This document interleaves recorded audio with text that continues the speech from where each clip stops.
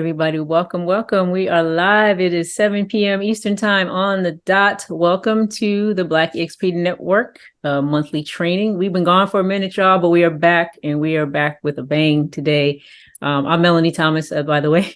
I'm the current tribe leader of the Black EXP Network, and we have a treat for you guys today. The topic, as you know, if you registered, is on team dynamics, the good, bad, and ugly about joining teams. We're so glad to have you all back. And today we are joined by a panel of icon agents and team leaders and just people who have lots of golden nuggets to share with you guys. So our moderator and host for today is going to be Rachel Allen out of Houston, Texas, one of our BEN icons down there. So Rachel, I'm going to hand it off to you and disappear, and you can share with the good folks. Can you hear me? Yes, I can. Right. Take it away, lady. Let's get this started and tell everybody about what this whole team dynamics webinar is about. Sure. Isha is here also. I don't know if you can let her up. Isha, I do not see her in the room. Okay. I think so she came in as a registrant. She's not as I'm gonna make her a panelist. There we go. There you go. Okay. Ooh, I'm excited. Everybody's here. Take it away. All right. So hi, everybody. Again, my name is Rachel Allen. I am out of Houston, Texas. And I am so excited for this training or this panel today. Have some really heavy hitters here with us. And I'll start off by just giving a brief introduction of everyone, and then we'll get started onto the questions. But thank you all, everyone, for being here today. Depending on where they're landing on your screen, we have Marvin Arayo. He is the founder and CEO of BSC Group, a dynamic and multifaceted real estate company that specializes in innovative and creative solutions for clients. Under Marvin's leadership, Black Star Equity Group offers a unique blend of media, entertainment, education, and technology in its operations. The company's success is a testament to Marvin's entrepreneurial spirit and ability to identify new opportunities in the industry. Beyond his work in real estate, Marvin is also a dedicated content producer, financial planner, podcast host, and educator, and he has a passion for sharing his knowledge and experience with others. And he regularly contributes to the BEN Group on workplace, teaching classes, volunteering, and inspiring and motivating others to achieve their goals and reach their full potential. All right, here on Central Standard Time Zone, we have Isha Johnson, who is kind of a local Houston celebrity. I know that I always hear about all the great things that you're doing in our market. But Isha is a proud founder, CEO of the Isha Johnson Group, brokered by eXp Realty, of course. A team of innovative and experienced real estate professionals. She's also a self-made entrepreneur, a dynamic career coach, an international speaker, and a mentor to women and men across the country. She has received multiple accolades, including Houston's top 30 most influential women, Super Trailblazer Top 50 Black Peony of Texas, Inman Innovator Awards finalists, and Riz Media Newsmakers Trailblazer. Isha is guided by her relentless focus as an entrepreneur and empowered by her ability to achieve business success. She has made it one of her goals to continue to drive the economy by creating employment opportunities for others to excel and become best-in-class industry professionals. And a personal friend of mine, we actually went to high school together. Funny story. You'll hear it one day. But we have Will Higgins out of Chino Hills, California. Will Higgins is a former corporate sales manager turned rockstar real estate agent. As a real estate agent, Will grew his business with a focus on energy, hustle, and social proof. After reaching many of his personal goals in real estate, he learned that his true passion was in helping others reach their goals. As a coach, Will is focused on helping agents and business owners use modern techniques to grow their influence and business so that they can experience a higher quality of life. Believe in yourself, partner with a precise plan of action is the recipe Will uses to guide you to success. And I am your moderator, Rachel Allen, also out of Houston, Texas. I am a team leader, but I will be very honest, and this is one of the reasons why I'm so glad to be here today. Becoming a team leader is not easy, right? Anybody on here want to say like, oh yeah, this was just a breeze in the park? Well, we're here today to learn from all of that you all have learned. And so I really just kind of want to dig into some questions about like the whole purpose of having this today. is so that anyone who is interested in considering joining a team can really truly understand what's the purpose of it, what are the benefits, will it be the right fit for them, but also anyone who is considering growing a team or starting a team, what are the things that they need to consider? Because really, in order to make it successful, you kind of have to have the right people, from what I understand. So I kind of want to dig into team culture. And so my first question I want to just throw out to Marvin, I'll get started with you. Tell me a little bit about your team structure. What does it look like? How many Yeah, agents do you have? and great seeing everyone here, and thank you for those that are tuned in. Great question, Rachel.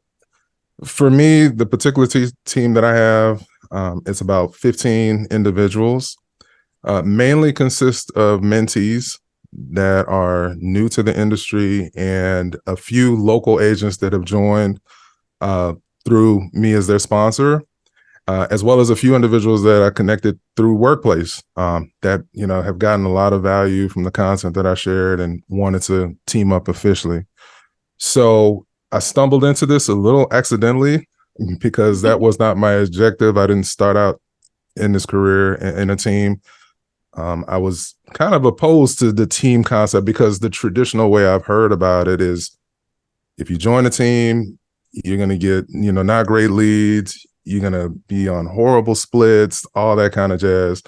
But the model here at EXP has kind of put that on its head. And I'm sure we'll talk about that at length today. Yeah, and I do want to dig into that because I think that brings up a great point that teams can be they can look different, right, for everyone. It doesn't have to be this cookie cutter model. Asia, can you tell me a little bit about how your team is structured? Yeah, so I have actual 5 agents on my team, but I also, we have the organization. So a lot of those agents, I'm, their mentor. I help them out. And also I have an 8-week agent boot camp. So some of those agents, and I kind of use that to see if I want people on my team. I need to kind of see what you're all about. If you are going to put in the work, it's kind of hard when people are sitting across from you because they'll tell you anything, right? And so I need to be able to see it. So that's been one of the great ways since I've made the transition over to EXP that I've used that as somewhat agent attraction, but mainly kind of to grow the team aspect because I don't just let anybody on my team. So, I kind of use it as, like I said, I have those agents plus agents in the organization and like my core team. So. Mm-hmm. No, that's awesome. And it's funny that you said that because I think kind of want to dig in more to the EXP model. And this is a conversation I've had with Will as well, as someone who, we're talking about teams, how we're bringing people on. And Will told me the other day, he was like, I don't even know if I could be on this panel because I cut my team. I let him go. And one thing I know about Will is he has a very creative strategy of growing what he calls like a organizational team. And so, Will, can you tell me a little bit about the structure that you have in place for your current, what you call your team? Yeah. So I don't know if anyone has coined the term yet, but I have a rev share team, right? So, and where that comes from is I had I was on a podcast with Glenn and I said, hey, Glenn, why did you start the rev share model? And he flat out said, most small brokerages, most teams are not financially stable. Like they don't make any money. So he invented RevShare so that could slowly grow in the background and essentially replace your income because people get teams for leverage, right? So for me, I built out a RevShare team, and why I love RevShare, a RevShare team versus a regular team, is because now I get to go partner with the best of the best versus, brand new real estate agents, right? So my approach is a little different because now I get to go partner with the best agents in my market, and they get to assist me in my transactions versus bringing on a brand new agent, having to train them and do all these things for them to eventually leave. because of the rev share model, I get to partner with the best of the best and work alongside them. Also through just my social media presence and, going to school in the South, I get transactions, I get deals all over the country, right? So Marvin's in my group. So me and Marv have closed deals together. I have 2 listings in Atlanta right now. I've done listings in Houston, Dallas. So I just think the rev share model allows me to do more. Be more flexible in different markets. Be more flexible, cover more ground, kind of be everywhere, be omnipresent. You know what I mean? Okay. Well, that's well, let me ask you this, and I'm actually gonna kind of shoot this question at everyone. When you talk about a team, you think about team culture. So in the different types of teams that you all have, how do you maintain culture, or what type of culture, or like who do you look for? Asia, I'll jump to you on that one first. So for me, I love transformational leadership. When I opened up my brokerage, that was one of my biggest things. Was I felt like great leaders help to create other leaders. I wanted more people to understand the leadership piece of it and not just be real estate agents. So my culture really is a lot about leadership. I bring on so many agents at a time. I have a coordinator, a team coordinator, my admin. So everyone kind of understands the foundation, the core of our culture.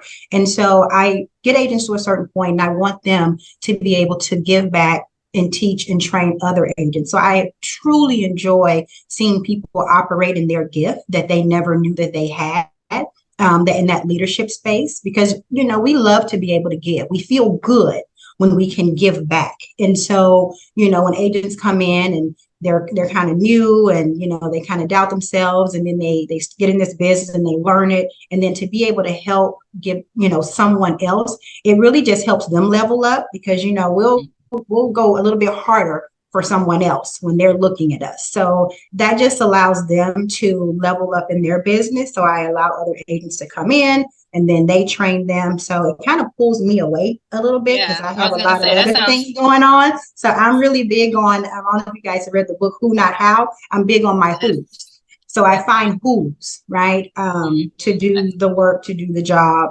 for me, but not just for me, but for them as well, because it helps them to be better real estate agents and to really believe in themselves. When you hear someone else say, oh my gosh, you've helped me so much.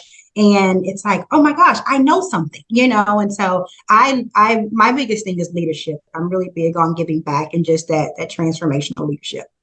And it's really a great way to leverage, because as a team leader and you have people looking at you all day long, like, hey, I need help with this, I need help with this. It kind of gives you a little bit of flexibility. Absolutely. As a team leader. Does anybody here have an office? Raise your hand. Like a physical office that is not like your home office, but something that agents can come to? Okay. Yeah, I have 2. Oh, okay. Tell us a little bit about your office and what it's like, kind of maintaining your culture within a physical space, but also maintaining the EXP brand. Can you talk a little bit about that? Yeah. So we have 2 offices. Probably one is in my local city. I have 2 offices, a conference room, and then just an open space. So it's literally just open for any agents in our group to come in. So we have that one, and then we have a much larger space, like a 35, almost 3,200. Yeah, about 3,200 square feet space, about 20 minutes from here in a city called Upland. And we typically use that office for like trainings, and it's open to agents. We use it to attract different teams. We'll have a lender in there, so we'll get services, but we kind of run it just like a regular normal brokerage. Yeah, because I will say that sometimes I come across agents that's one of their biggest hangups, is saying like EXP, it's virtual. So if I'm a newer agent, I'm looking to join a team because I need help and assistance, but like, how do I get that? Marvin, how do you maintain a culture within your group? Great question. So I'm big on leveraging technology, and I did want to make sure I answered the question about culture, and I probably cover it in this response. So my logic is this, because I always try to put myself in the mind of an agent other than myself. And at the end of the day, my thought process is when I worked in a brick and mortar, because I came from a brick and mortar office, everyone that I saw in there, especially when I was new, if I see you in there using the copy paper to print resumes for your 9 to 5 job that you're applying for because you're not successful in real estate, or you're in the office, and you're surfing, Facebook or TikTok, that means you're not selling houses, right? So I think ultimately the office can work for individuals that are looking for that. But I think as we are, especially in the pandemic taught us this, we need to be out, right? And because of Zoom and, other things like that, Slack, different communication channels, all of the folks that I work with, I've never met them in person. And we have meetings every week as a group. We have one-on-one coaching calls every Friday. My team knows they can reach out to me for one-on-one calls to talk about what's going on. They're in the middle of a listing. They're helping negotiate on the buy side. So I hadn't missed a step, as far as the value add that I'm able to add to agents. Because when that question does pop up, it's not to be snarky, but my logic is literally, if you're worried about being in an office, that means you're not out helping folks buy and sell real estate. And so with the Regis and that kind of stuff that we have as EXP agents, when an office is kind of something that an agent will be familiar with, then that's the value add conversation with that. We have access to Regis, but it keeps the focus on where it needs to be, in my opinion, and that's to be out, helping folks buy and sell real estate. But it can work for a certain type of agent for sure. Yeah. Can I chime in, Rachel? I think the office, the only reason we really did the office thing was because there is a certain agent that needs an office, right? So I'm not talking about the new agent here. So we really try to attract top talent here. And I have a few icons in my group, and they use the office, like they're there. I just left and like they're there.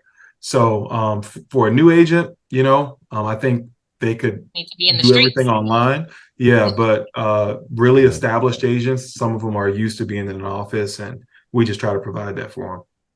Yeah, no, I think it's great to have those options available. And, again, with the different team structures, understanding exactly what you're looking for in an agent kind of helps you determine like what your needs are for your team and for your agents. I think one of the things I think you all kind of touched on it. I know you said that you have a boot camp. Marvin, you have your regular webinars, and I know, Will, you often are teaching classes, on the virtual spaces because you have such a reach between different states and cities nationwide. Can you talk a little bit about, as a team leader, what you provide in training and education?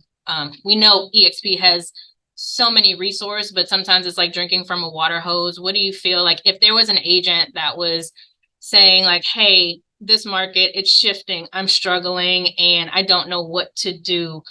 I'm kind of gonna go around starting with Will. What would you tell an agent who's like, I want to join the team because I need support, training, and resources? What do you have to offer? Or like, why would it be a good idea for an agent to join your team? Yeah, so I really leverage my people. So it's really knowing who you have in your organization and knowing what their superpower is, right? So if I want social media, I'll chime in on Marvin, right? If I want, I have a guy that has a Facebook group with almost 80,000 people in it that he leverages to get deals. I have people that are great on YouTube. So I really leverage the power of my people. Also, we have a master trainer in our organization. So we have a whole like schedule aside from the, 60 to 80 hours that EXP offers. We have another, 80 hours a month that our group offers. So really just leaning on the power of the group. Because in this model, the best of the best get rewarded for training the agents. So we really just lean on our group. Marvin, how about you? What are you able to offer as far as training resources in your group? Yeah, well, the cool thing, at least with me and my value add, was that, like Will said, having that network of folks to lean on in various areas of expertise. And for me, I'm a Wall Street guy, so my background, I've got a gang of licenses in the financial planning space. And so I try to help folks think about what to do with all the wealth that they're going to build in this real estate, how to invest it properly. You know, if you want to, invest in real estate, cool, we can have that conversation. If you want to invest in the stock market, we had that conversation. So that's kind of a unique value add that a lot of real estate professionals, we don't get that kind of knowledge on. Man, I'm coming into a lot of money, more money than I've ever made in my life, depending on where you are in your career. What do I do with this? Because I can't see myself selling houses forever. So how can I properly leverage this newfound wealth? So that's one angle that I present that it's something that a lot of agents that I've been having conversations with haven't gotten. And so in addition to everything else that EXP offers, rev share, passive income, the ability to build a team at scale, I'm the guy that's going to help guide you on what to do with that newfound wealth, and really build a life that you want to build in multiple bags, as the kids say, help you secure multiple bags. Multiple bags. That sounds good. That sounds good. EJ, can you tell me a little bit? You mentioned your boot camp. I'm really interested in that. Is that specifically for new agents, or is that for any agent? That's for any agent that hadn't reached at least 6 figures a year. So, we have that. And I'm like Marvin, like we're really big on teaching them to be real estate entrepreneurs. Terrence Murphy and I are really good friends. And when I made the switch from coming over from my brokerage, I kind of had the conversation with him. Like I felt like I was on an island alone, and I don't want that this time. Like this is supposed to be different. So what we do is we leverage our leaders within our organization, right? So Terrence teaches a lot of financial literacy and what to do with money and how to grow. So everyone has like their specialty. So no one feels like everything is on them. So we have Denise, she teaches international business. Denise is in Dubai. Katie, she teaches on lead gen. So everyone has their specialty. I love mindset. So I teach once a month on mindset. So we're really big on leveraging. The agents are getting a lot, right? And not just what the limited, information that I know. I know a lot, but I don't know everything, right? So this was a way for them to be able to get all of the things that I know, but all of the things that everyone else knows as well. We have Clubhouse every morning. So you still doing Clubhouse? Oh, yes. I'm always on that Clubhouse. I love that y'all Clubhouse. Yes, it is fire. Right. So Monday through Friday, 8 a.m., we're in Clubhouse. So agents are able to come in and ask questions, but you're also able to hear the questions that other agents are asking that you don't even know to ask. So every single day, you're learning and picking up something from not just myself, but other top performers, other leaders within our organization. And then on Tuesdays, there's scripts and role play. So we're really big on, like I said, creating other leaders. So, we'll pull people up to run Clubhouse because it's all about the real estate entrepreneur and leadership with us. So it's a lot of leverage, because I want them to be able to get what I know, but also what other people know. And, when agents are coming into a team, they have certain expectations, right? I feel like oftentimes when I'm talking to, and this is a question that just came up, which I knew was going to come up, when you talk about like value add to commission splits, is it based on, when you're discussing team splits, is it based on a person's production level? Is it performance based? So you just have a flat split? Can you speak to that a little bit? Like, will a person on the team have an ability to graduate out of a commission split? So, of course, everyone kind of comes in on one commission split, but as they grow and become leaders and they're, bringing on other agents, giving back, mentorship for other agents, their split changes because they get a chance to get a commission split from my commission from that agent, right? So it takes from the team leads split. And there's like additional bonuses and things of that sort. So they're actually making money, not just giving back to the agent, which they love to do.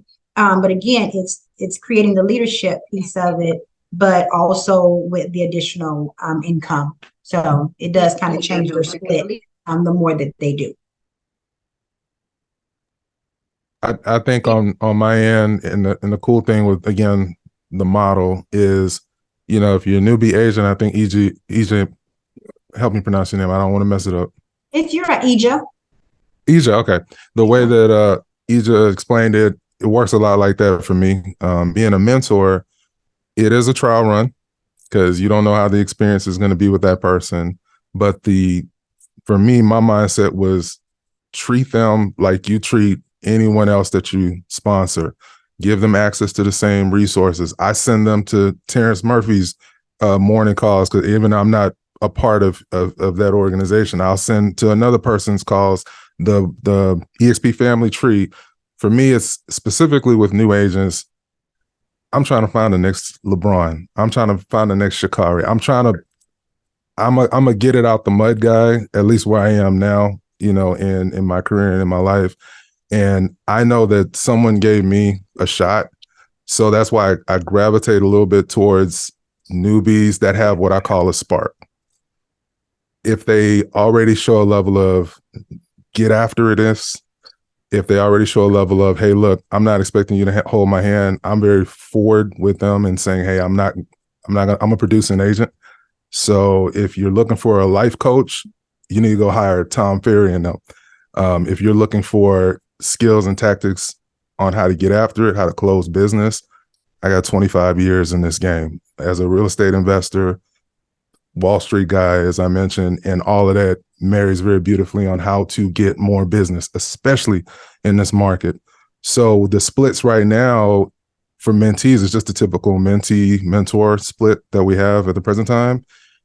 And if it's a good fit culture wise, then we can talk about, a formal, type of split with the team. But I try to stay very competitive and under what you see in normal, team situations, because folks need as much of their money as they can get, need to keep as much of their money as they can. And the traditional team model, I think, is really broken, and it's pushing a lot of people out of the game because they're like, okay, I need help.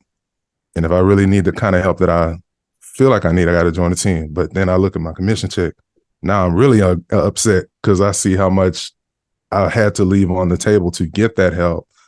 So with EXP, for my more veteran agents, those that are really sound and doing their thing, the sponsorship is kind of how I leave it, as far as what I get as their sponsor.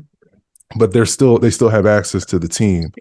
If they need more help, let's say this is their first listing, they've been doing nothing but buyers. Well, we need to have a conversation about co-brokering. And that's going to be split a little bit differently if you want to, lead on my resources and expertise as relates to listing. So I think it just depends, just like a typical 9 to 5, no one really knows what the other person is making. So I kind of, navigate how the splits work depending on the individual, what they need and what they won't need from me. Hey, Rachel, I think it's more of it's a profitability kind of conversation, also a value conversation, right? Because you could charge, I know some teams that pay their listing agents 15%, right? But they're doing 30, 40, 50 listings. I know some teams that charge 50%, right? But it's all in the value you bring. The worst thing you can do is what I like to call create an ego team, right? Like you've done well yourself, and people are asking you to be on your team. So you say, hey, come join my team, and you have no value to add, but you're charging them 50%. So not everybody should have a team, like you should be forced into basically creating a team. So you should have the systems, processes, all this stuff in place. You have a solid book of business, and like you're losing business. That's why you need more people. So I see it too often. I call them, like I said, ego teams where, like, look at me, I got a team and nobody else is producing but you. That's a great point. Yeah. We have I a saw few a question questions. here. Oh, go ahead. Rachel, can we are you ready for throw some of those, or do you want me to somebody said mic drop to that one? Can we address some of the questions in the Q&A?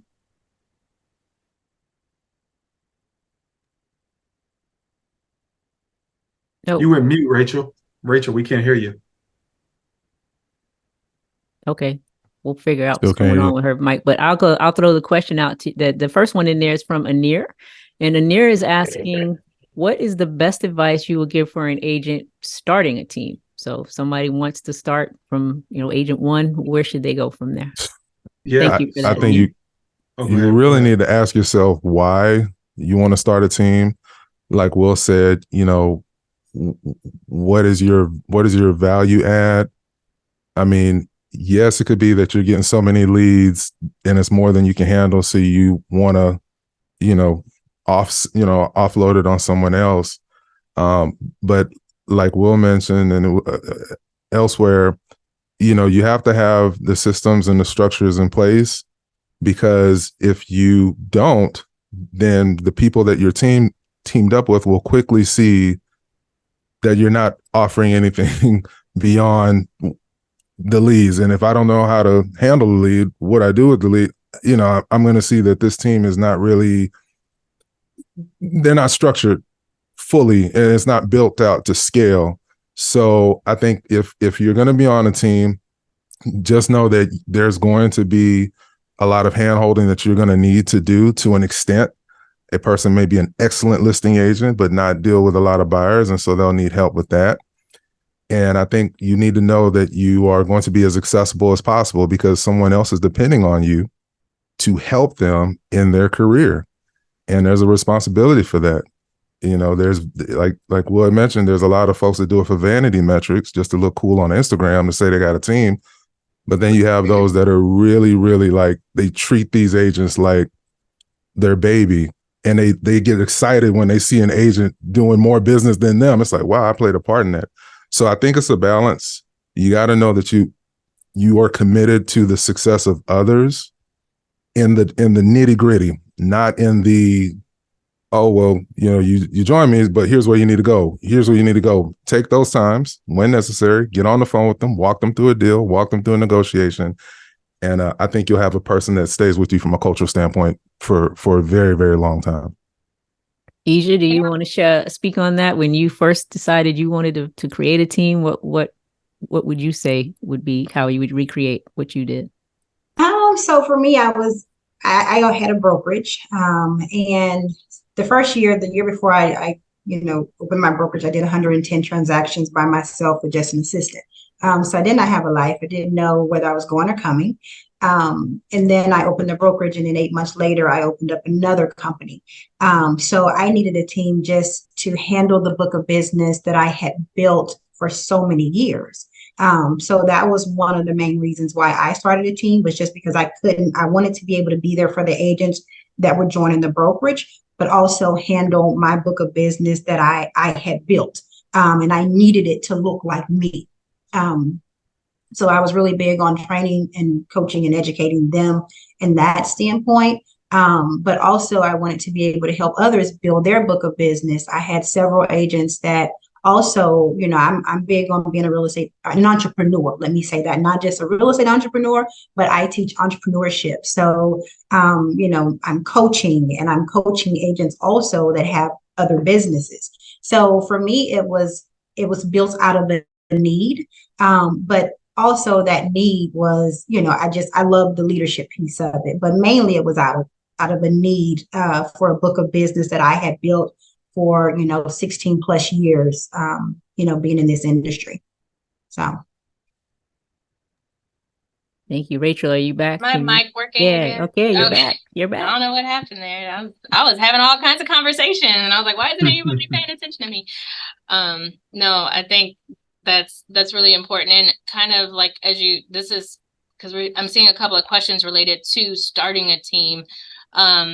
Yours came out of need. What resources would you say, any systems that you think are for someone who's considering starting a team? Where do you start? Like, what do you think is the first step in starting a team? You definitely have to have systems and processes to get together. Oh my gosh. You said that with some passion. Yes. But I'm a systems and processes girl, right? Like, I understand to run a successful business, you have to have the systems and the processes down together, just down pat.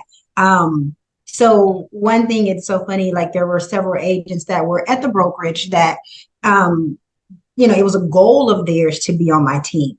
And the goal was just because they would always look at, we would have team meetings. They were like, it's organization over there. Like, they know where things go. It was just, we're very organized, but that's because, again, when you're building companies, you have to be. So I was able to take that from building companies. And this is, my team is, that's what that is. It's a separate business all by itself. I don't run that into brokerage business. My team is a business. The brokerage is a business. Every other company is set up, singularly as its own business. So just being able to have the systems and processes, agents are very organized, because when you're coming into this industry new, you don't know what to do, right? And there's always a shiny new thing. So if you have someone to say, okay, here is what works, right? These are the things that we're using and these are the things that work. Then you can put those systems in play. Because I remember being a new agent and everyone told me, make sure you have a CRM, right? I know we all heard that, but then it was like 5 years later that we actually got a CRM, and then now we're trying to tame this beast. Okay, let's talk about this. CRM. Oh my gosh. We hear it. So yeah. I'm a 10-year plus agent, and I probably just got a CRM that I actually used about 2 years ago. Yeah. What systems are y'all using right now? Calendly. Sorry, Will, what you got? Yeah, so I'm a tech guy and I love systems. I worked at the railroad before this, so operations. So I actually built my own CRM, so on the Go High Level platform, and I needed all the systems and processes and everything to work like it's me doing it. So I have all the emails set up. I have everything, all the contacts separated on this is how you contact this person. I have my VA that contacts, these people on a certain day. So like I said, I built my own. Okay. Marvin, what do you use? I'm still a KV Core guy. I've watched probably about 1 million videos on how to really hack KV Core. There are other great CRMs out there, but as you hear every guru say, is the CRM you use is the CRM that works. So as it relates to systems, I built out what I call a $1 billion agent KPI tracker. That's something that I share. It was literally something I built in Excel. And if you want to copy, can you back up real quick for anyone who might not be familiar? Can you explain what a KPI is? Yes, thank you. Key performance indicator tracker. So it's a spreadsheet that has a breakdown on how many calls you make during the week, how many individuals you talk to. But in addition to that, because I love social media, I have several YouTube channels, some related to real estate, some related to other areas. I'm big on encouraging agents to put themselves out there on social media. So there's a section on that tracker that says, well, how many posts did you make on Instagram or TikTok or, LinkedIn or wherever, and monitoring those trackers, because if you are leading the pack, you're not going to hear from me as a team lead, because you're doing everything you need to do. If you don't make the calls, but I see that you're closing business, well, I know why you're not making the calls. Again, circling back to my original statement, you're out helping folks buy and sell real estate. If you're not making calls and you're not logging activity, well, then we have to have a coaching call. We have to have a one-on-one call to say, hey, what's going on? If real estate is not your only thing, then how can we cater this to fit your schedule while still meeting certain obligations? So that tracker really helps, especially if you want to run a team. You have to have some type of way to make sure that your folks, especially because we're cloud-based, are out doing what they need to do. Because I see you shaking your head. You have to track it. I have 61 points, right? So it's, daily success habits, and the goal is to get 61 points. And you can really tell the difference. Like when agents are doing the work, the business is coming, right? Because what you do today pays off in the next 6 months, right? So if you go back and you haven't been doing anything for the past 3, 6, 12 months, whatever, you're not going to see anything. So it's really a great way to track it. So when agents are like, well, I'm not getting any business. I'm not doing it. You are not meeting these are daily success habits. That's what why they're called. This is what leads to success. So if you're not doing things that lead to success, you're not going to have success. So tracking it, that's one of my big ones. We have our scorecard. I'm really big on that.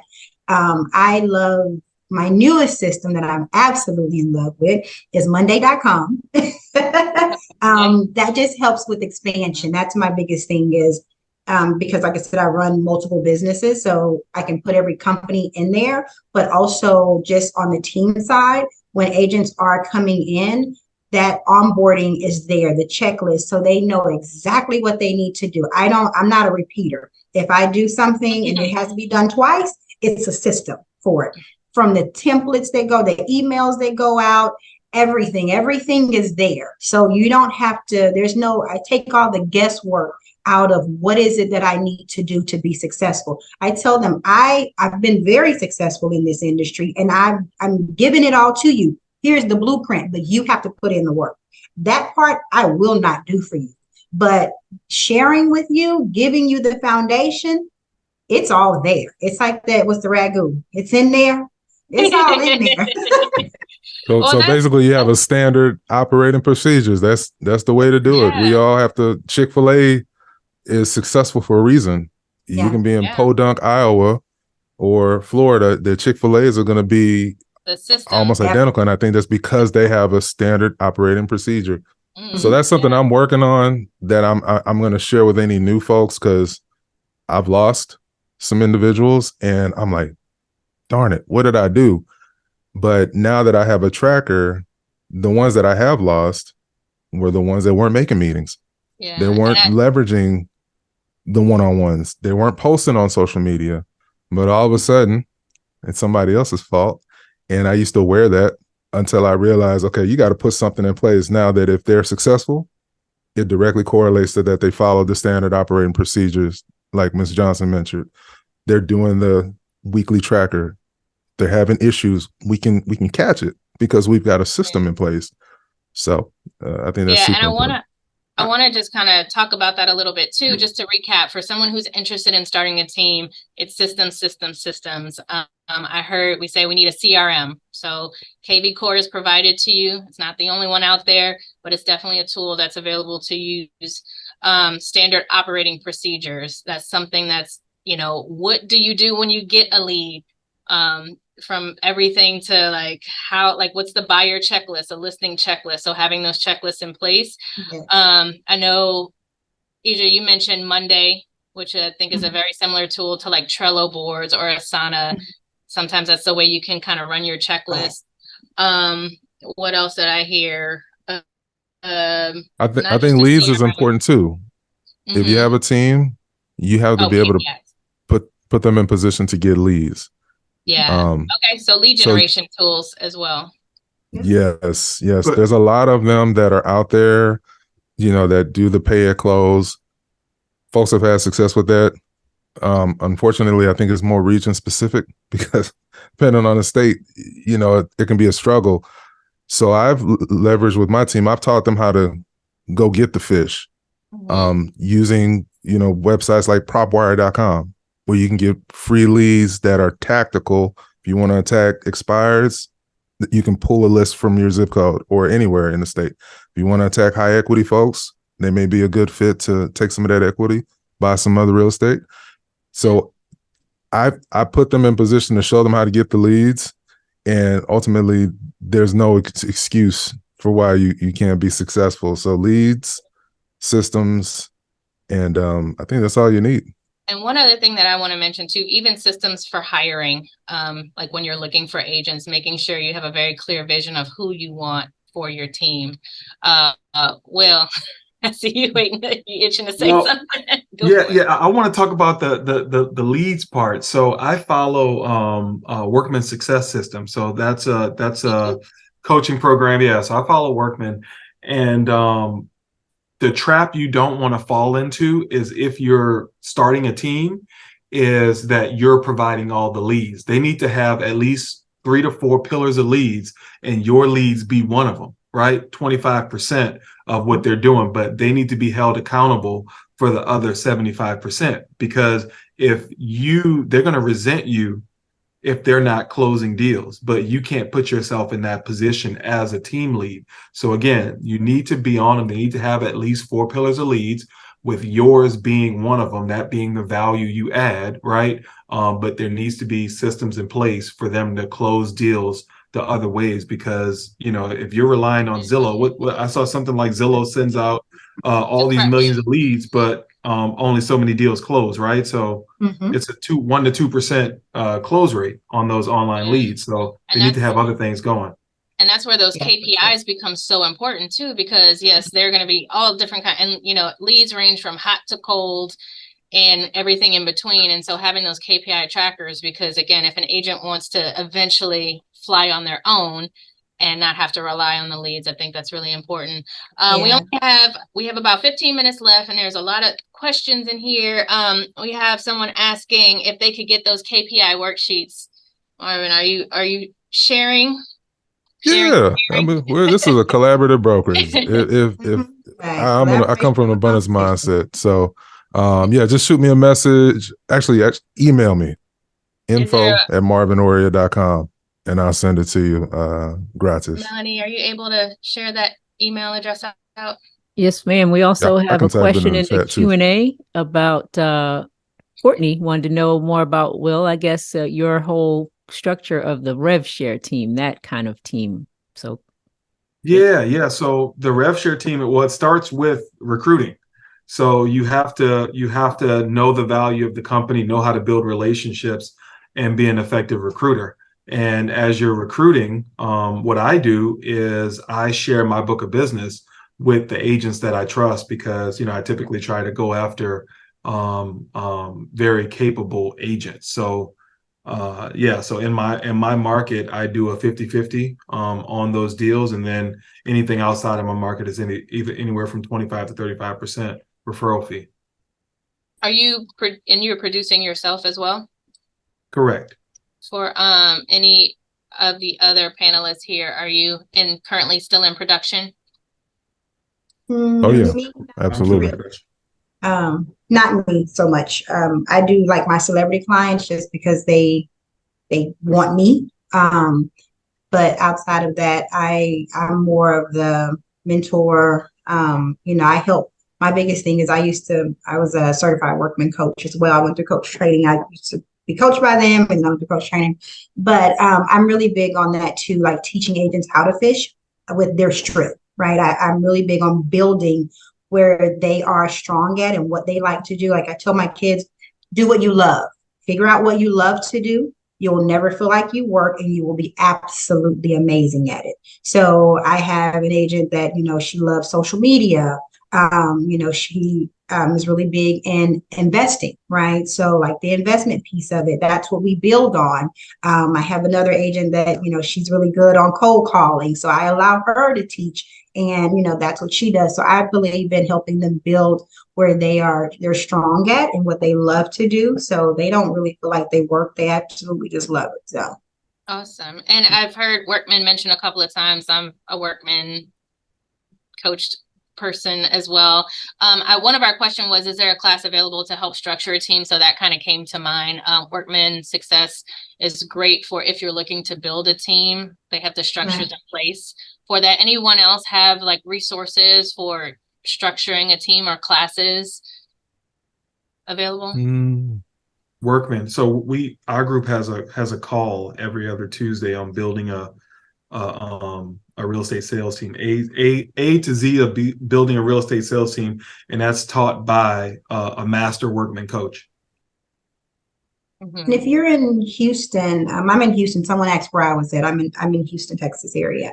But I want to say that HAR has some kind of collaboration with Workman. I strongly suggest that if you have not applied for TRLP, It's the Texas Leadership Program. Great. I know Burl comes in, or he may send some people. Now I don't know. When I took it back in the day, Burl came in. But let me stop telling my age. But anywho, I want to say they did a collaboration. Don't quote me on it. I've kind of seen some things, but check there, because I want to say they kind of like have a little blueprint for workmen. Yeah, and they have different levels as well. So if you're not ready for the one-on-one coaching, they have like group coaching. And I think there is a collaboration with Verl and Brent Gove as well. If you're not familiar with that, I'm sure it's somewhere in Workplace. You know, a lot of it is just the basics of like being an agent and then being able to get the production up to where you can it's about leverage. Everybody keeps saying that word, leverage, leverage, leverage. I think one of the questions I want to ask too, this is for team leaders, this is for members of a team. We talked a lot about fishing and getting the agents to the action. What happens when you have an agent who is on the team, you know, participating in everything, and they're not hitting the numbers? How do you manage that? Because like one question is, does it affect your team culture? And how do you manage that? It's about the one-on-one. I think if I hadn't heard from an agent in some time, they hadn't made any of the calls, I'll reach out to them. And, you know, in a very friendly but firm way, say, hey, look, we need to talk.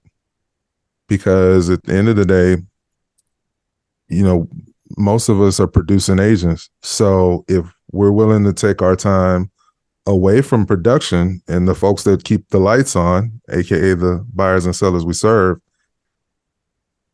and you're not meeting your minimum obligation, or at least giving a heads up why you're not meeting certain obligations, then I think I may not be the team for you. And I'll just kind of let them know very straight up. And I think in addition to not hitting certain numbers, you also have to look for individuals, be on the lookout for individuals that create a toxic environment for everybody else. If they tell you how something, Marvin, I can't post on social media, I'm not comfortable on camera, so on and so forth, that doesn't work. That's a conversation that we need to have, because now your self-limiting beliefs, and we all have them, are infecting everybody else. So it's not necessarily just poor performers, because you can be a high performer and I still wouldn't want to work with you on a team. You can be making a whole lot of money and I'm like, no, this is a little too much going on here. You know, we're not the team for you. So I think ultimately when you have a mindset of the long-term success of the team you're trying to create, you have to know when to hold them and when to fold them.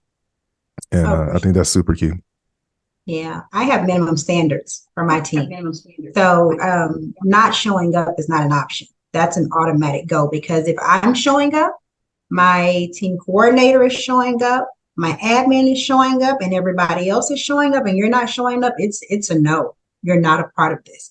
The agents that show up and put in the work, the money comes. As long as you're putting in the work, you're going to make the money. If you're not making the money, you're not putting in the work. It's just that simple. I've never seen someone that constantly put in the work and showed up every day in their business, because where's the energy going? Where are you focusing? If you're focusing on your business and you're putting energy in your business, you are going to attract more business. It all starts on the inside. So I don't really understand that you're showing up and you're doing the work, but you're not closing any deals. Now, real estate is a business that you have to build. It doesn't happen overnight. But if you're actually building and putting in the brick by brick, the money is going to come. The business is going to come. So the minimum standard, and I'm busy. So if I'm showing up 3 days a week and twice a month and you're getting Eja Johnson, oh, you better show up or it's a no. So. Yeah, I agree with everything that woman just said. Culture and momentum is everything. And I think that some of the newer agents, like they look at Eja Johnson right now, you know, closing 110 transactions, but they don't see Eja Johnson in the beginning. So I think success jades them and they think that they can just step in and be her. So Right. I think culture and momentum is everything. And if you have someone that's not a cultural fit, you have to get them off immediately. Have to, right? Because the admiration will turn into envy, right? Because they come in and they admire what they see. They don't realize the sleepless nights, all the work that we put in to get here. So they're admiring where we are right now. But at the end of the day, that admiration, it'll turn into envy, in the blink of And an then eye. resentment. Yep. Right. Right. Yeah. And it doesn't add up. But like also too, it's not necessarily the work that you're doing right now. It's the work that you did like 3 years ago to build. Preach. Right. It's a Yeah. Right. it's that momentum snowball effect. So Mhm. and it's so hard because when you have agents, especially newer agents, they're trying to just throw stuff at the wall, see what sticks. And I think that's also one of the benefits of a team, right? You kind of know what works in the market. It's already Right. been tried out. And Yes. so as long as you plug into the systems and you work the systems, then the Right. systems will The work. systems But work. it's a little bit of Absolutely. time. And the last thing I know, oh, go ahead, Ija. No. I was saying Scott was saying he has a team and 60%, 70% either show up or don't show up. The ones that are not showing up, get rid of them, because what that does is it's a domino effect. That energy, it's like a cancer, right? Because then the other ones start to see that they're not showing up. Everybody needs to show up. And if everyone is showing up, they'll show up and they'll show out. Period. I think that is really great advice, because I think that's one of the reasons why some teams struggle is because it's hard to get rid. You're like, okay, well, if they're not showing up, I'm doing this anyway. Maybe it's not a big deal, but it's the stuff that when someone doesn't show up, it's like, all right, well, if it's okay to not show up, then maybe I won't show up because I got. And culture is everything. Culture is 75% of it. I mean, that's just what I think. And it rings true. Like I know workmen we had a meeting, a big thing at HAR. And so they were talking about culture. And even people that were not in my office heard about the culture in my office, right? So culture is everything. So if people are not, vibing with the culture, you have to get rid of them, because it will change the dynamic of your business like you would not believe. So it's like a cancer. So, yeah. And I just want to say this. I know we're landing the plane here. One of my favorite movies, if you can see behind me, right there, is 300. Oh, 300. And I love that movie for a number of reasons. The main character, Leonidas, was the kind of leader that his men would die for. And I think that, again, with the whole I want to start a team thing, it has to be from a perspective of serviceship to others. As a Christian, that's what I identify as. I realize that nothing on this earth belongs to me. I'm supposed to be a steward of what was given to me.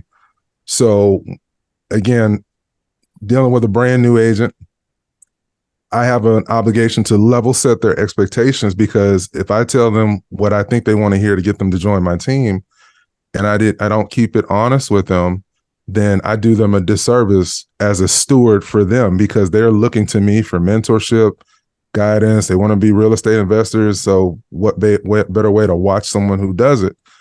But I also have to make sure that I am available and showing up for them on a regular basis.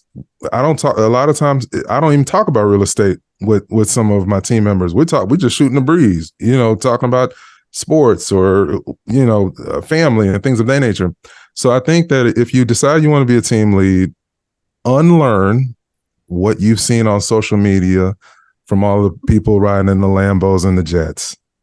That's not what real estate is in Atlanta, Georgia, no more than it is in LaGrange, Georgia, which is the rural country. So I think that that's the most important thing, is that you have to model what you want your agents to become, set expectations, put them in position to win, and then get out of their way. That's really great. And I have one thing. Yeah, go ahead. Mindset is everything. Like, understand that you have to coach mindset. One little thing, I have a book club, and we have to read a book, and we discuss it every Friday. But I'm always, it's mindset books. So you have to change because you have so many different people and everybody has different backgrounds, where they come from, what they believe, what they think about life. Mindset is a key factor when it comes to just managing people. So I'll land my plane. Sorry. Hey, Rachel, can we squeeze one last question in the Q&A from Courtney? Because it's a great question. I was going to say we have one. Yeah, she's asking, because you guys talked a lot about coaching. And so Courtney's question is, for an individual, should they be looking at individual coaching or team, or is it a combination of both? I mean, yes, I've done coaching. You just done coaching. Like, you have to have a coach. Well, here's my thought on it too.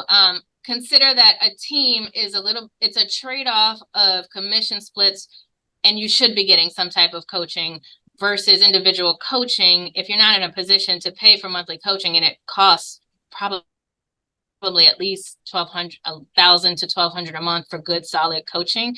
If you don't have that, joining a team might be a good option. Yeah, and that's why I say and that'd be great to put it on leads, right? Like that's what you're getting, because I've paid for real estate coaching, I paid for business coaching. So all of that knowledge that I've paid, I mean, sometimes I pay $5,000 a month for coaching. As a new agent, you don't have that, but you're getting that. So it's not just about the leads that you're getting, you're learning, you're getting that coaching piece that's the biggest piece I feel like that you're getting when you have a team lead that is actually coaching and training you. You're getting a coach that you don't have to pay for monthly. I was going to say that should be part of the interview process when you're looking to join a team is how involved are you going to be in my success, Mr. and Mrs. Team Lead? Do you offer coaching? Is that something that you directly do? So on and so forth. So that'd be a great question if you're interviewing teams, to make sure that you ask that, because if they might have a partnership with a Tom Ferry or Workman or whomever to where you get that access, without paying that cost, or they may do it directly. As of now, I have the bandwidth because I have a smaller team to do one-on-one coaching, but should things expand, that's a conversation I have to have later. That's where you work on that leverage piece. Now we are right at the end of time. I want to give everybody the opportunity to maybe give their last 15-second thought, and then let everyone know how they can find you on social media, how they can kind of continue to interact with you. So Will, why don't you kick in this off? So guys, so great conversation, guys. I hope you pulled something from this. Remember, no ego team. So leave your ego out of it. Come from a place of service. And I can be found on IG at I'm Will Higgins. Marvin? A team will not solve what's wrong with you. Have those tough conversations with yourself. Write down the avatar of the agent you want to become, and find the team that closely matches that avatar, and be willing to put the work in to get to that avatar. And if it ain't working, you got to do something different. But I can be found on all social media at Sold by Marvin. And of course, the BEN group on Workplace. Okay. Well, I don't know if I have y'all had some little razzle dazzle in y'all. Come with the razzle dazzle. Let's go. About all that. But at the end of the day, just believe in yourself, right? And put in the work. That's me. I put in the work. We're in a business that every day and in every way you can get better and better. And just lead with that, right? Every day and in every way, choose to wake up and become better and better. And being a part of a team, whether you're starting a team, that service piece of it, but go and gain the knowledge and put in the work, because we are in this industry that you have to put in the work. You see all the glitz and glam, those people put in the work. Right? Put in the work. So put in the work.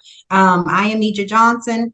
You can find me at all things Eja Johnson. The name's trademark. So it's Eja Johnson everywhere. Oh, that's a whole nother class. We're going to talk about that. Oh, we can talk about the whole branding and the business thing. That is another class, because at the end of the day, you are a business. Right? Always know that you are a business and you are building and growing a business. So be a real estate entrepreneur, be a business owner. So Awesome. And my final thought, just so many great just conversations here, just understanding different things about the aspects of joining a team or becoming a team leader. And one of the key things that the things that I picked up on is leverage. Whether you're an individual agent joining a team to leverage, to be able to leverage someone's knowledge, experience, their lead pools to grow your business, or even as a team leader, leveraging other people to grow and expand and grow leaders within your organization. So I would say for anyone who is thinking of joining a team or starting a team, like, lean on leverage. And I am Rachel Allen. How do I find me? I don't even know my Instagram. This is terrible, right? But I know you can find me at Rare Group eXp Realty. Melanie, do you have any final thoughts before we head out? You muted. Nope, just to say thanks to all of you. Rachel, thank you for getting this together, for bringing this fabulous panel on and organizing this for us. We're going to be back with these every month, guys, to bring you guys value. I hope everybody on the screen is going to be in Vegas next month. Yes, I cannot wait. So those of you who haven't bought your tickets yet, the party continues in person. All right. Over in Mandalay Bay in about 3 weeks or so. So I hope to see you all there. Thank you for everyone for attending. This has been recorded. We'll put this up in our workplace for everybody who missed it, and then also in our Facebook page. So Black EXP Network at Black EXP Network on Instagram, on Facebook, and YouTube. So check us out, guys. Thank you so much. We'll see you all next month. Take care. Thank y'all. Thank y'all so much. Bye-bye. Bye.